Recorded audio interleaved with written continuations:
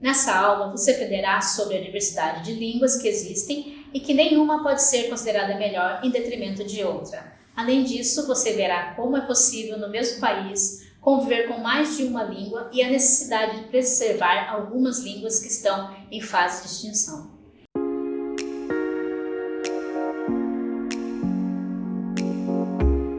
Olá, aluno unifaciar!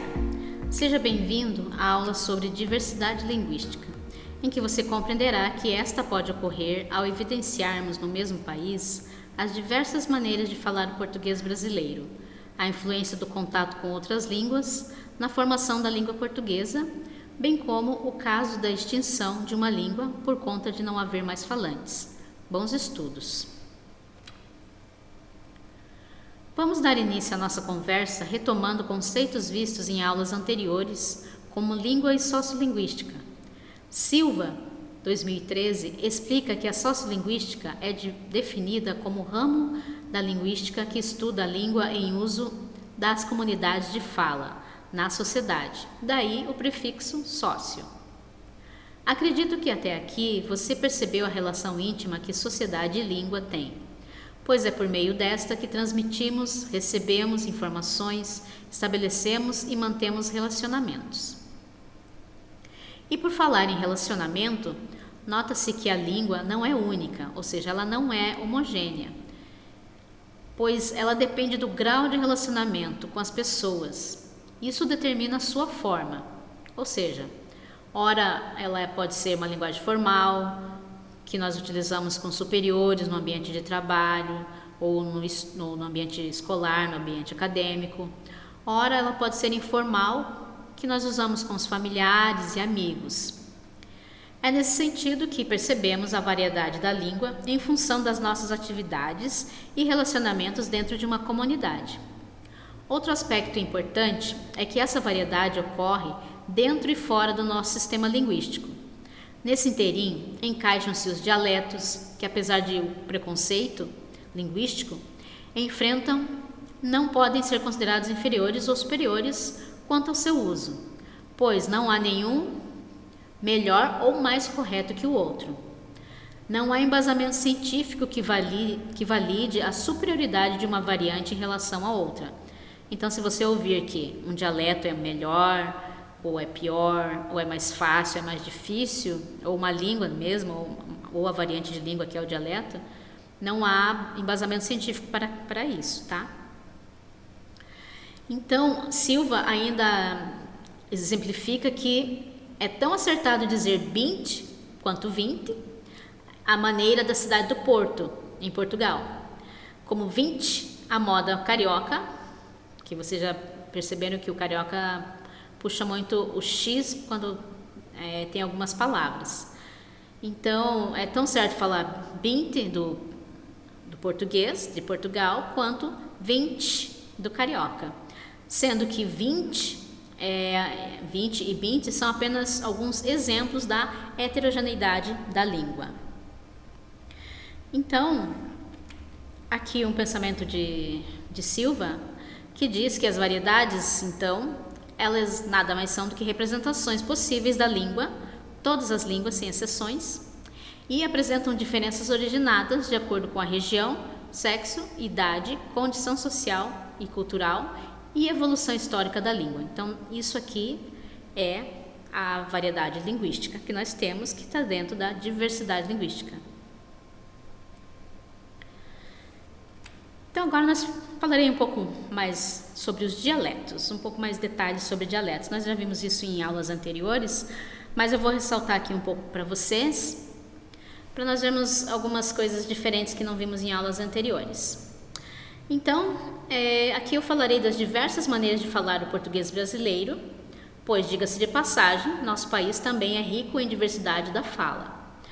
A esta, alguns chamam de variedade linguística, enquanto outros a denominam de dialetos. Então, vocês podem verificar que esses dois nomes correspondem à mesma coisa. No entanto, existe alguma diferença ou relação entre esses dois termos? Vamos ver. Dialeto é toda e qualquer variedade linguística de uma mesma língua, segundo Silva. Então, entenda que nós temos uma língua. Só que essa língua ela apresenta variedades no seu uso. Por exemplo, eu falo 20, um carioca fala 20, certo? Eu falo leite, em outras regiões podem falar leite. Então, essa é a variedade. Nós temos a língua e a variedade dessas línguas, que nada mais é que um dialeto. Então, não pense que quando falamos em dialeto significa que não existem regras, pois elas são implícitas, elas estão implícitas, ainda que sejam em desacordo com a gramática normativa, é claro. A respeito disso, Silva também afirma que todos os dialetos, sem exceção, têm um conjunto de regras e todos os falantes de uma variedade conhecem as regras daquele dialeto, na sua totalidade, intuitivamente, numa espécie de gramática implícita. Mas, por exemplo, o que isso significa? Significa que, por exemplo, eu sei de um dialeto. Vamos partir para o Rio Grande do Sul. Eles usam o ba. Mas em que situação eles falam ba? Ou trilegal que você conseguiu um emprego? Ou qualquer outra expressão de alguma outra região. Riégua. Em que situação eu tenho que usar o égua, por exemplo? Eu tenho um colega que ele é do Pará e ele fala essa palavra. E outro dia eu perguntei para ele quando que se usa essa situação. Então, isso é um exemplo de uma gramática intuitiva, vamos dizer assim, que ela não é igual à gramática normativa, mas é como se fosse uma normativa para você usar esse dialeto. E únicas pessoas que sabem usar esse tipo de dialeto ou sabem utilizar corretamente o momento de usar são o grupo que utiliza esse dialeto, que tem esse dialeto na sua língua do dia a dia, no cotidiano. Por isso que se diz que essa gramática é implícita e a gente chama gramática porque são umas normas utilizadas são utilizadas para fazer uso desse dialeto, certo? Então, essa gramática ela é meio que implícita pelos falantes desse grupo que utiliza o dialeto, tá? Então, é importante ressaltar que os dialetos eles são específicos de cada região. Tem dialetos que nós utilizamos em várias regiões que são comuns, mas a maioria deles são bem específicos e são transportados para outra região, por exemplo. Alguém que morava no Pará, que veio para Curitiba, usa o dialeto da região dele, começa a usar aqui em Curitiba e algum curitibano começa a utilizar também esse dialeto. Então, o dialeto daquela região se transportou para outro lugar, mas originalmente ele é daquela região.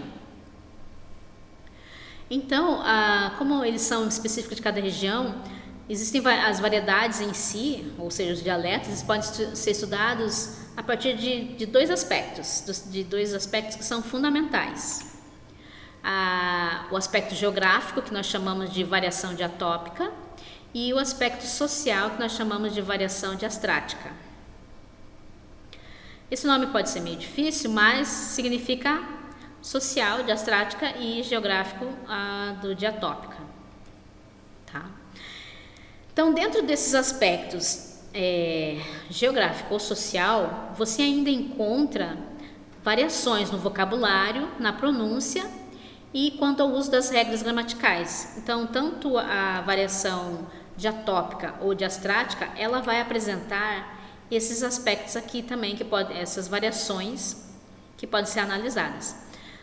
No léxico, ou seja, no vocabulário que nós sabemos, é a que nós mais reconhecemos, que quando nós ouvimos alguém falar com esse som do X, biscoito, por exemplo, nós sabemos, é um carioca, por exemplo. Leite quente, é um curitibano, por exemplo. Então, é a partir do léxico, muitas vezes, a maioria das vezes, nós sabemos que a pessoa é da região por causa da fala, por causa do vocabulário que a pessoa utiliza. Outros é por causa da pronúncia. Digamos que os moradores do norte, nordeste, sei não, ao invés de dizer não sei, fala sei não, tô não. Então, isso aqui é uma questão da pronúncia e ao mesmo tempo é uma questão de regra gramatical, porque a ordem é eu não sei e a pessoa fala sei não. Então, só para gravar que a variação diatópica e diastrática pode ser verificada quanto ao vocabulário, quanto à pronúncia e quanto ao uso das regras gramaticais. Então, vamos ver agora um pouquinho mais de perto a variação diatópica. A fim de te situar a respeito da variação diatópica, que é aquela cuja língua varia geograficamente e elementos internos à língua estão relacionados a essas mudanças. Nesse sentido, vamos relembrar que o português é a língua oficial de 8 países, a saber, Brasil, Portugal, Cabo Verde, Guiné-Bissau, São Tomé e Príncipe, Angola, Moçambique e Timor-Leste. Agora pense comigo, em cada um dos países citados acima, você consegue imaginar a variedade linguística? Não sei se você sabe, mas nesses países não é falado português da mesma forma que fazemos aqui no Brasil. Em todos eles há variações na fala, que no caso para eles não é a variação, para nós que é uma variação, para eles é a língua, é o português, que tem algumas variações em algumas regiões, ainda assim, dentro do país tem variações, igual o nosso português aqui, falado aqui em Curitiba, não seja o mesmo português falado no Rio de Janeiro, justamente por causa dessa variação social ou essa variação geográfica, que se percebe que a língua ela não é falada como a gramática normativa manda. Tá?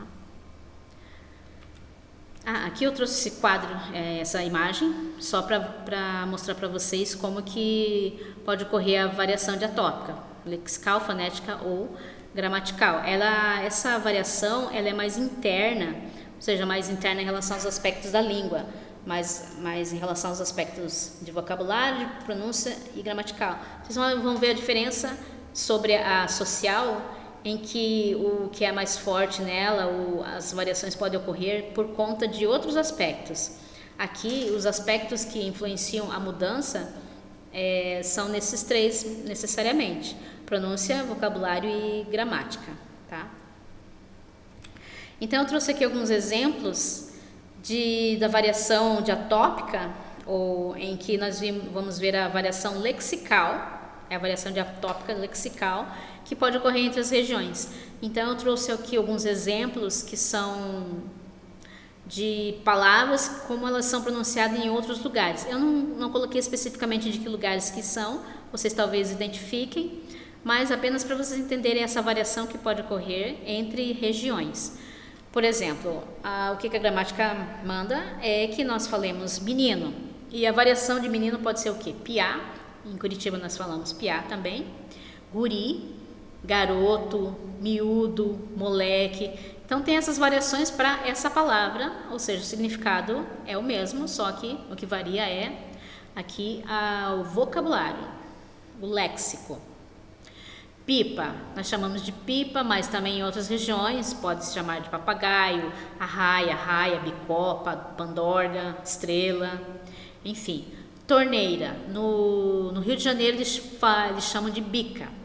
Tá? Pão francês, cacetinho no Rio Grande do Sul, careca no Pará, por exemplo. Aipim, aipi, mandioca, macaxeira, mandioca mansa, mandioca doce. Mexerica é a famosa poncã ou é a tangerina. Tem pessoas que até pensam que é fruta diferente, mas é a mesma fruta. Poncã, tangerina, talvez tenha alguma diferença na espécie dela, mas o nome que nós utilizamos, ele varia de região para região. Bergamota, ainda tem alguns que dizem vergamota. Salsicha, nós em Curitiba chamamos de vina, nós não falamos salsicha. Tem outras regiões que têm outros nomes também. Abóbora, moranga ou jerimum. Outro exemplo que eu vou dar aqui de variação diatópica lexical é entre países. Como eu disse, 8 países falam a língua portuguesa. Então eu trouxe aqui entre Brasil e Portugal uma pequena diferença. Por exemplo, aqui quando nós falamos beliscar algo, significa que é comer algo.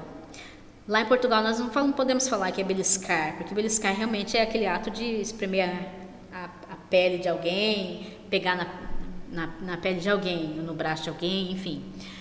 Lá nós falamos em Portugal, disse que é petiscar algo. Sanduíche de filé, seja de filé de frango, por exemplo, lá eles falam que é prego. Cachorro quente, lá eles falam que é cachorro, só isso. O cafezinho aqui, tradicional que nós falamos, me dá um cafezinho, é bica. Aquela média, que é aquele pão e café com leite, eles chamam de galão. O chopp, eles falam de imperial. E fila para eles é bicha. Então, se você está em Portugal, está numa fila, você está na bicha. Tá? Agora eu trouxe um exemplo de variação gramatical, que ainda é diatópica. Então, por exemplo, nós falamos não sei, mas aqui eles falam sei não. Então, há uma inversão aqui, porque na gramática seria correto falar não sei, tá? Então, há uma inversão dos termos aqui, o verbo veio primeiro. Antigamente, dependendo de região, especialmente no Nordeste ou Norte, de primeiro. Não falo antigamente, não estou estendendo isso para todos. Não são todas as pessoas que falam assim. Talvez até seja uma coisa que alguma pessoa mais antiga fale, alguma pessoa mais velha, ou os jovens mesmo, de primeiro. Usa-se muito o tu em determinadas regiões, em vez de você. Qual a outra variação gramatical? Os meninos estudam. A gramática ensina que você concorde o sujeito com o verbo, certo? E os meninos estudam, tá? Então já é uma variação gramatical, o que já compromete não compromete o entendimento, mas gramaticalmente não está correto pela gramática normativa. E em vez de falar claro, fala craro, maldade, fala mardade, planta, fala pranta. Então tudo isso reflete numa variação diatópica gramatical, tá? Em que há um erro, entende-se como erro gramatical. Então agora eu vou falar sobre a variação diastrática, que é a variação que analisa outros aspectos da fala, tá? Então agora veremos que a língua ela pode variar socialmente, que é a variação diastrática, ou seja, de acordo com o contexto social em que o indivíduo está inserido. Para esse tipo de variação, elementos externos à língua, lembre que a variação diatópica são elementos internos, a variação diastrática são elementos externos à língua, são determinantes para que essa variação ocorra. Então, que elementos são esses? São as situações de uso, a idade, o sexo, a escolaridade, tá? Então, vamos ver primeiro a variação de uso, a situação de uso. Diz respeito à linguagem formal e informal que usamos em determinadas situações, como quando falamos com colegas de trabalho, familiares, amigos, pois sabemos que o jeito de falar é diferenciado devido ao tipo de relacionamento. Ou seja, como eu coloquei aqui, cada situação formal e informal exige um estilo de fala. Você fala de um jeito com a sua família, com o pai, mãe, esposo, esposa, filhos, que não é o mesmo jeito que você falaria com o chefe, com um professor, enfim, com alguém que você não conhece ou que você não tem muita intimidade. Então, essa variação diz respeito à situação de uso. A outra variação, ela diz respeito à idade. Então, a esse respeito, Silva diz que é relativamente fácil perceber essa variação, no caso, porque até para quem não está preocupado com as questões de linguagem, que as pessoas de mais idade falam. Se você observar uma pessoa mais velha, como é que elas falam para o tipo de linguagem de uma pessoa mais jovem. Ou até mesmo para o jeito que as pessoas escrevem, que é bem diversa da maneira que um jovem escreve. Então, em geral, a fala dos idosos apresenta traços que já evoluíram, fazendo dela uma fala mais conservadora. Falar com uma criança ou com um adolescente, por exemplo, você pode perceber a diferença. Então, nesse sentido, a pessoa que tem mais idade também apresenta um vocabulário diferenciado do jovem, pois este utiliza gírias que uma pessoa idosa desconhece ou, se conhece, não costuma utilizar, como por exemplo, eu trouxe aqui algumas gírias que muitas vezes são usadas, na maioria, pelos jovens. Quando eu digo jovens, isso varia de idade, não estou dizendo só pessoas de de 16, 14 até 20 anos, não, até mais, considero pessoas jovens bem mais do que isso até. Ou pessoas que têm mais idade, mas têm um vocabulário jovem, vamos dizer assim. Então, gírias que são da nossa atualidade, por exemplo. Beleza, tô de boa, tô se achando, ou tá se achando, relaxa, tranquilo, tá suci, vamos nessa, tipo assim, tá me zoando, tô ligado. Então, são gírias que são da nossa atualidade. Então, digamos que 30 anos atrás, 20 anos atrás, não se usava essas gírias, ou essas gírias aqui são da nossa atualidade. Eu tentei expressar aqui algumas gírias mais antigas, mole ou moleza, tô de bode, tipo tô deprimido, antenado, equivale ao tô ligado.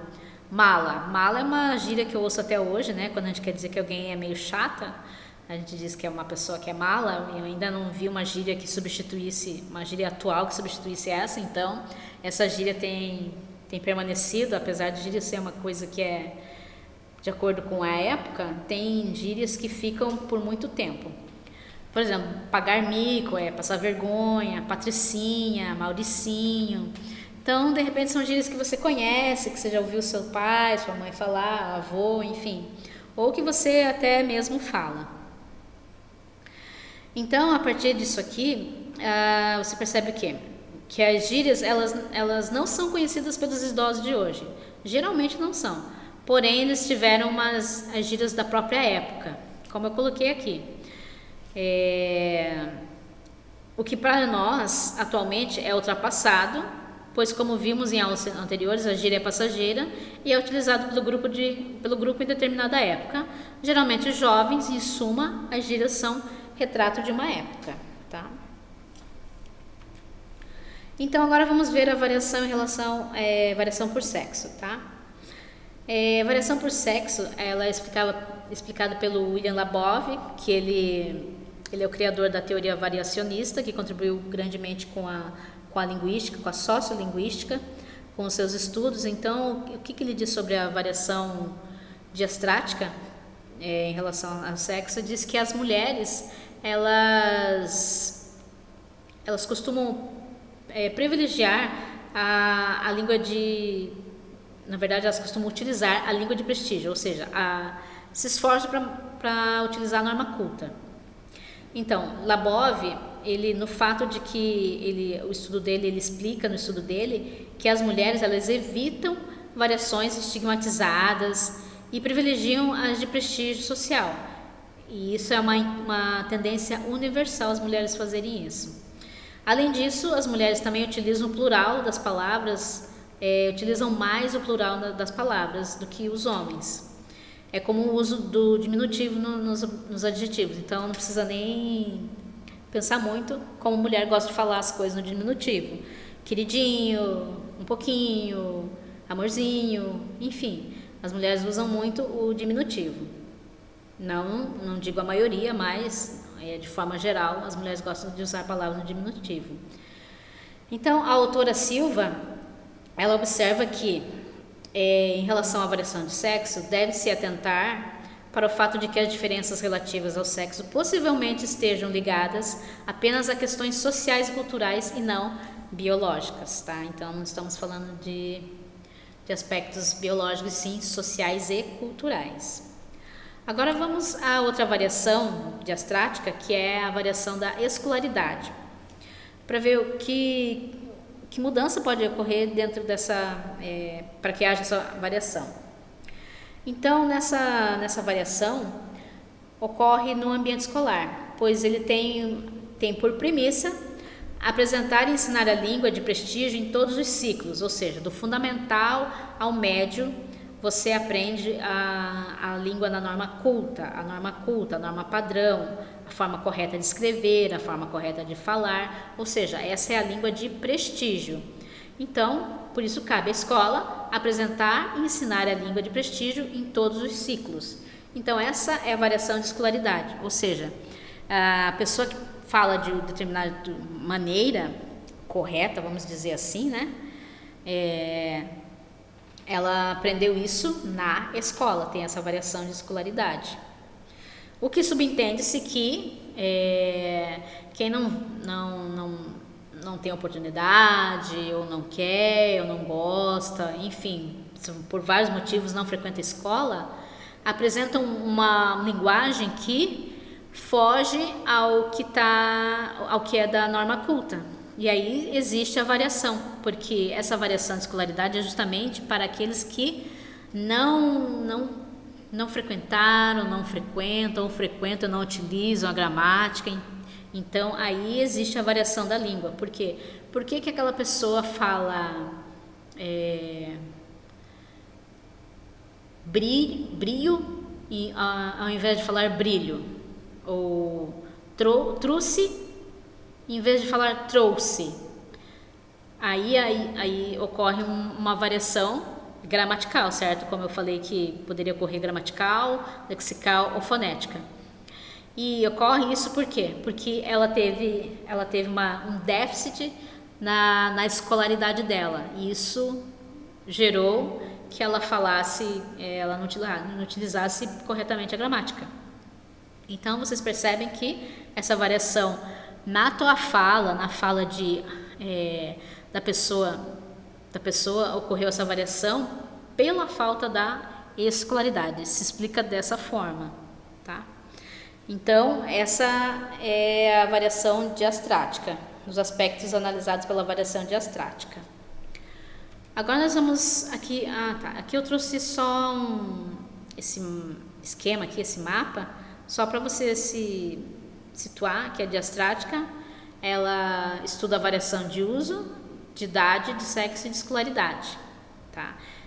Dentro do que nós entendemos de dialeto e como que pode ocorrer a variação da língua num sistema linguístico, tá? Ela pode ocorrer nesse nível.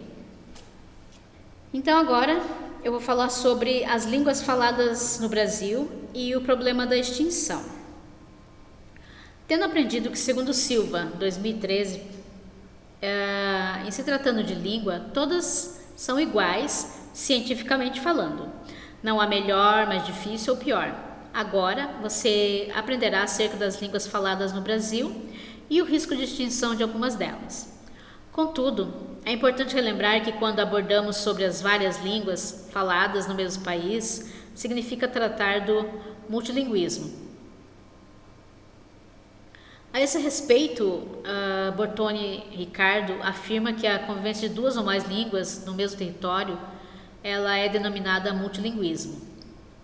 E tem sido objeto de muita reflexão na história da humanidade. E mesmo no Brasil, que muitos creem seja um país monolíngue, falam-se cerca de 200 idiomas, dos quais 180 são indígenas. Então não tem como a gente dizer que é um país monolíngue, sendo que tem essa diversidade de idiomas circulando no nosso país, certo? Entretanto, em se tratando de línguas, em aspecto global, ainda não há um número preciso, pois constam regiões cuja língua não foi catalogada. Outro fator que dificulta a contagem é a heterogeneidade da língua, ou seja, é difícil de definir se é uma língua ou uma variedade da língua, ou seja, um dialeto. Mesmo quando falamos apenas do Brasil, porque existem muitos dialetos e ainda assim é difícil realizar uma contagem para saber quantos tem. Então observe agora na imagem, para você ter uma ideia das línguas que estão inseridas no português brasileiro. Então, o que eu trouxe aqui? No português brasileiro, o que nós temos? Nós temos o português de Portugal, que com a colonização foi trazida pelos portugueses. Temos as línguas indígenas, que era uma língua que já existia aqui antes dos portugueses.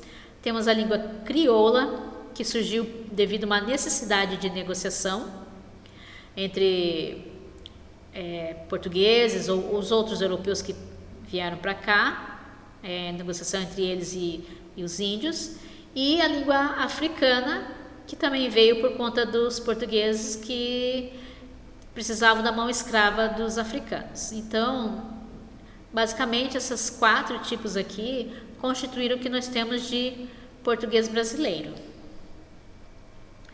Essa mistura de línguas dentro da própria língua portuguesa nos remete novamente ao multilinguismo e aponta para as múltiplas culturas e costumes inseridos no contexto brasileiro e representam a identidade dos seus falantes.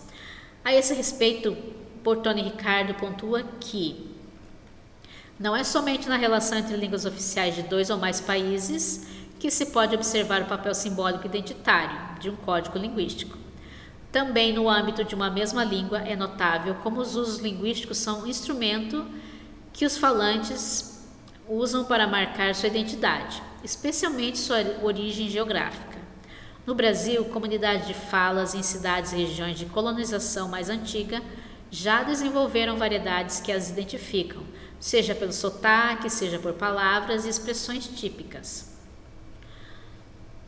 Então, uma situação assim que é de interesse para os sociolinguistas é a língua pidgins e as línguas crioulas, ou seja, são línguas que surgiram devido à necessidade e emergência para fazer negócios entre os estrangeiros e os indígenas.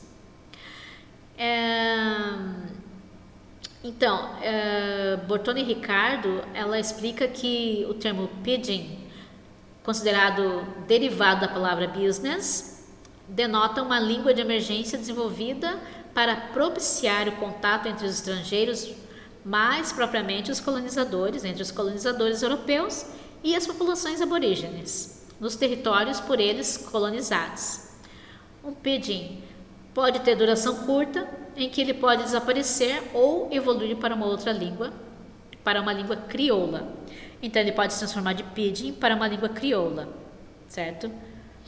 Para que não, até mesmo para que não haja extinção dessa língua. Então, só que para essa língua se tornar uma língua crioula, ela precisa ocorrer durante gerações sucessivas, até que se adote como língua materna. Desse modo, ela não se torna extinta. Ainda se tratando de línguas indígenas, é importante conhecer um pouco da história, pois o fato de os índios adotarem o português brasileiro não é resultado de uma negociação ou acordo agradável. O início disso se deu com a ocupação do território brasileiro pelos colonizadores portugueses, que, segundo Lucchesi, acarretou a instituição de trabalhos forçados aos indígenas que habitavam a costa do Brasil, subjugando-os e escravizando-os. Acarretou também doenças que foram trazidas pelos portugueses aos indígenas, que resultou em baixa de mão de obra, o que consequentemente resultou na importação de escravos africanos para dar conta do trabalho nas plantações de fumo, de algodão, engenhos de açúcar, de cana-de-açúcar, nas minas de ouro e pedra e nas fazendas de café. Desse modo, a partir disso, você percebe que o português era falado apenas pelos colonizadores, enquanto os escravos e os indígenas tinham a sua própria língua. Contudo, com o passar do tempo, os índios apresados e africanos escravizados, eles foram adquirindo como língua materna, foram adquirindo o português como língua materna e não a língua dos seus pais, mas o português. Mas só que era um português defectivo, que esses mastigavam como segunda língua em função da violenta repressão simbólica e cultural que a classe dos senhores exercia sobre a massa trabalhadora, visto que a comunicação de índios apresados e africanos em sua língua era vista não sem razão como um meio privilegiado para a preparação dos violentos motins que permeiam a história da sociedade escravocrata brasileira. Então vocês percebem que os índios e os africanos, eles não quiseram adotar o português como língua materna. Eles foram obrigados, eles foram forçados a engolir essa língua devido à imposição dos europeus, dos portugueses, necessariamente, certo? Só que assim, era um português deficiente, porque eles não tinham professores para ensiná-los e corrigi-los, enfim. Eles aprendiam à medida que eles estavam naquele trabalho forçado, aprendiam as palavras mais básicas, do jeito que eles ouviam ali, eles reproduziam e muitas vezes reproduziam da forma incorreta. Então, assim foi se difundindo o português por meio desse povo. E tamanho era o domínio português que a língua indígena foi proibida em 3 de maio de 1757, por meio do famoso diretório que deve observar nas povoações dos índios do Pará e Maranhão, enquanto Sua Majestade não mandar o contrário. Então, esse era o diretório que proibiu o uso da língua indígena. Veja só o tamanho que era o poderio dos portugueses. Para os povos indígenas, para os povos indígenas, por exemplo, para os povos africanos, eu quero dizer, para os povos africanos não houve uma lei que proibisse a língua. Enquanto para os indígenas teve uma lei, mas para os povos africanos não teve uma lei. Por quê? Porque para os povos africanos já era imposto sem carecer de lei para isso, pois os africanos, eles eram sistematicamente misturados por traficantes e senhores para que não pudessem usar suas línguas nativas em tramas ou motins e rebeliões. Então, isso deveria ser uma ideia comum entre quem era escravizado ou aprisionado, cometer motins, realizar motins e rebeliões devido aos trabalhos forçados e à desumanidade com que eram tratados. Então, justamente para evitar esse tipo de embate, como os motins e rebeliões, era proibido o uso da língua deles. Então, a dominação física e material era acompanhada pela violência simbólica e cultural. Então, eles tinham tudo isso, todos esses agravantes. Tinha a dominação física, a violência física, eles não podiam exercer a sua própria cultura, a sua própria fala. Então, Lucchesi ainda continua aqui, já que para explorar ao máximo a força de trabalho do escravo, era preciso quebrar-lhe qualquer resistência psicológica. Anulando a identidade do escravo, este se ajustava ao papel de coisa que lhe cabia na sociedade escravista. Então, vocês aprenderam que a fala, ela identifica o povo, ela identifica a cultura, ela identifica os costumes. Então, quando você tira isso de uma pessoa, você tira a identidade dela. Então, era dessa forma que ocorreu com os escravos e com os indígenas naquela época.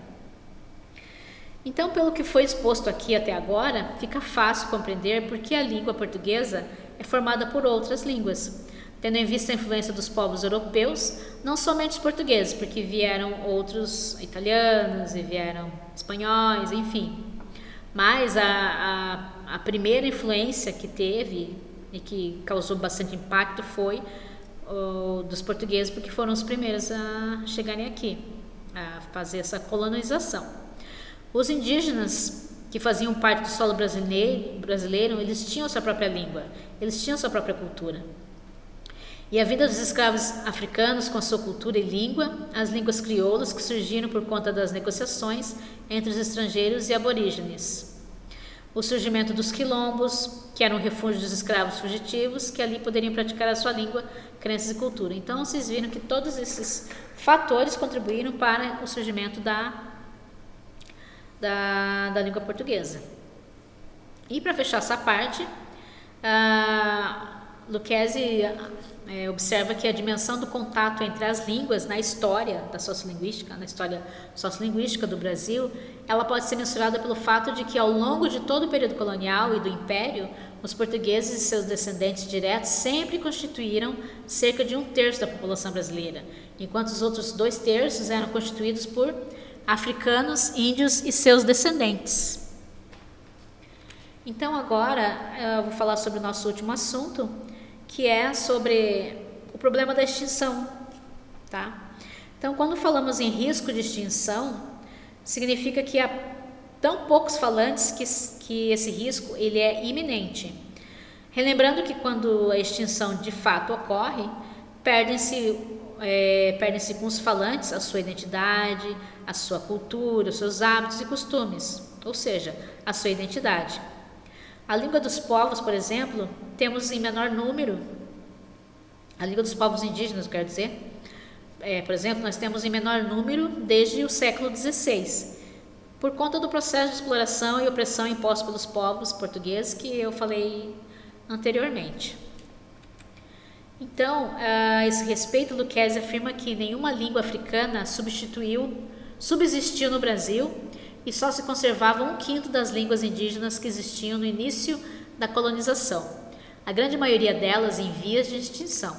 O glotocídio das línguas, e esse glotocídio ele é um processo de marginalização de uma língua dentro da comunidade dos falantes, em favor do idioma de prestígio, por exemplo. A língua falada dos indígenas, ela acaba sendo inferior ou estigmatizada ou ridicularizada quando comparada com a língua de prestígio, que é o português, tá? É isso que eu quero dizer. Então, o glotocídio das línguas indígenas decorreu em grande medida decorrente do genocídio dos povos, ou seja, os povos foram assassinados ou por conta de doenças ou trabalhos forçados, acabaram morrendo e junto com eles a língua também. Já o desaparecimento das línguas africanas se deveu ao Pelourinho, onde os escravos aprendiam a superioridade do idioma de Camões, ou seja, o idioma português. Então, ali foi se perdendo um pouco das línguas africanas no Brasil. Então, o que presente em maior número e mais integrados na sociedade dos brancos, os africanos e seus descendentes, eles desempenharam um papel decisivo na forma como o português se plasmou ou se espalhou no Brasil. Então, por exemplo, entre os indígenas e os africanos eles estavam mais presentes na sociedade dos brancos.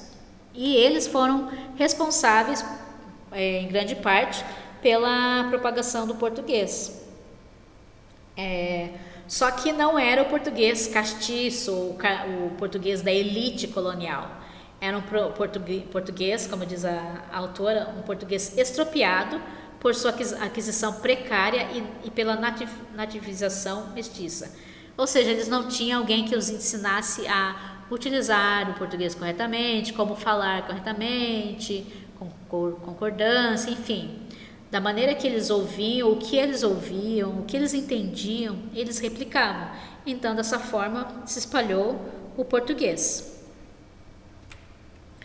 Então, aluno Unifaciar, chegamos ao fim de mais uma aula em que você aprendeu que os dialetos são variações da própria língua, sendo que o Brasil apresenta várias formas de falar o português brasileiro. Você conheceu a formação da língua portuguesa a partir de outras línguas como indígena, africana, crioula e portuguesa, e a portuguesa que é o português de Portugal. E por fim, a extinção que pode ocorrer por falta de falantes. Então, desejo vocês bons estudos. Obrigada por assistir essa aula. Leia o texto base, pois o questionário foi elaborado em função dele. Agradeço por acompanhar até aqui e desejo a vocês bons estudos.